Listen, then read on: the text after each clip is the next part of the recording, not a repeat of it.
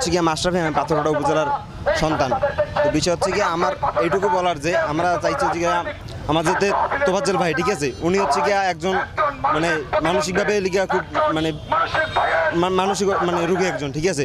তো ওই হিসেবে লিগা তারে যেভাবে মারা হয়েছে, ঠিক আছে, এটার পক্ষে মানে ধরেন এটা নিয়ে আমাদের সবার মন কান্দে। তো আমার কথা হইতেছে গিয়া খুনি অর্থ খুনি, ঠিক আছে, খুনি মানে খুনি, খুনির সর্বোচ্চ শাস্তি লিখে ফাঁসি।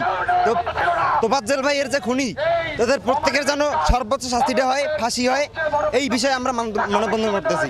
তোফাজ্জল ভাইয়ের প্রত্যেক খুনিদের ফাঁসি। ইংরেজি ডিপার্টমেন্টের শিক্ষার্থী আমি এইটুকু বুঝছি কি এতদিন যাবৎ যে শুধু লেখাপড়া হলে মানুষত্ব আসে না। কারণ বাংলাদেশে যে যত বড় অপরাধ করুক না কেন, খুন করুক, চুরি বাটপারি যাই করুক না কেন, আইন হাতে তুলে নেওয়া এটা কোনো মানুষ বিবেকের কাজ না। তো ঢাকা বিশ্ববিদ্যালয়ের যে কয়টা স্টুডেন্ট আইন হাতে তুলে নিয়েছে, তারা ভুল বুঝে হোক যে বুঝে হোক, তারা তো জানতো মানব